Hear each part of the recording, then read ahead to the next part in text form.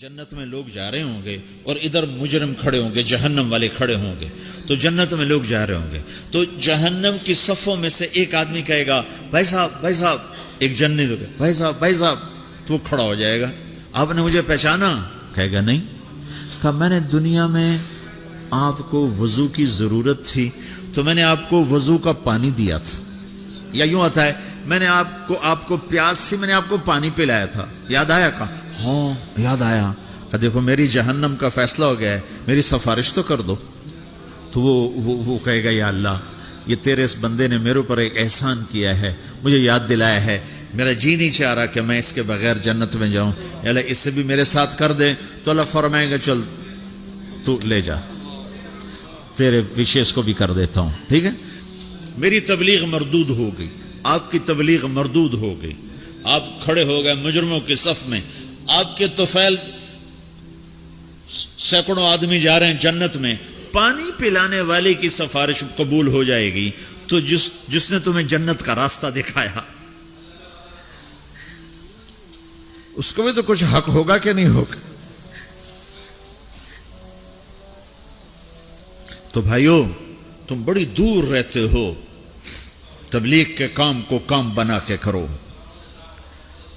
اور کرنے والے کو آسمان سے نہیں اتریں گے اور بے عیب نہیں آئیں گے، یہی عیب دار۔ یہ تو اکثر ماشاءاللہ نوجوان بیٹھے ہو، یہیں کی پیداوار بیٹھے ہو، اکثر تم میں اب جو انڈیا سے آئے اور وہ تھوڑے ہو چکے ہیں، یہاں کی نئی نسل پروان چڑھ چکی۔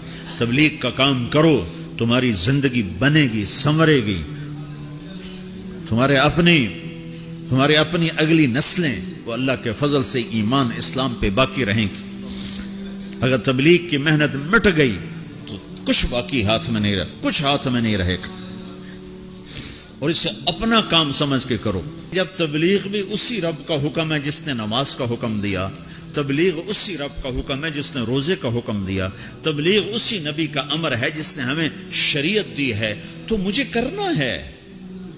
سارے تبلیغ والے برے ہوں مجھے کرنا ہے، سارے تبلیغ والے اچھے ہوں مجھے کرنا ہے، سارے مسلمان کوئی اچھے ہیں، اکثریت تو بروں کی ہے، تو ہم کلمہ بھی چھوڑ دیں، پھر اسلام بھی چھوڑ دیں کہ مسلمان بہت برے ہیں، اسلام چھوڑ دو۔ میں یہ دعویٰ تو نہیں کرتا ہوں، ہدایت اللہ کے ہاتھ میں ہے۔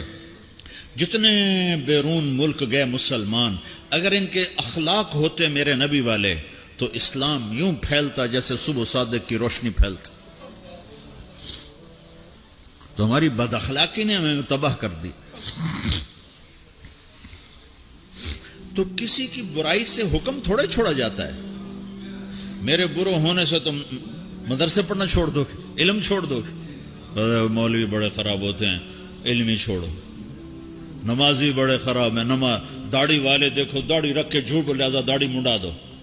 تو اب تو تم نے دو گناہ کر دی، ایک جھوٹ بولنے کا، ایک داڑھی منڈانے کا۔ چونکہ جھوٹ بولنے کا تعلق داڑھی سے نہیں ہے، جھوٹ بولنے کا تعلق شریعت سے ہے۔ شریعت میں جھوٹ بولنا حرام ہے۔ تو بھائیو، تبلیغ کا کام ہر مسلمان کے اسی طرح ذمہ ہے جیسے نماز ذمہ ہے، روزہ ذمہ ہے، حج ذمہ ہے، زکوٰۃ ذمہ ہے، ایسی تبلیغ بھی ذمہ ہے کہ اپنے دین کو بھی باقی رکھو، اپنے دین کو بھی کی حفاظت کرو اور اوروں تک بھی پہنچو۔ پتہ نہیں کتنے لوگ تمہاری وجہ سے ہدایت پہ آ جائیں۔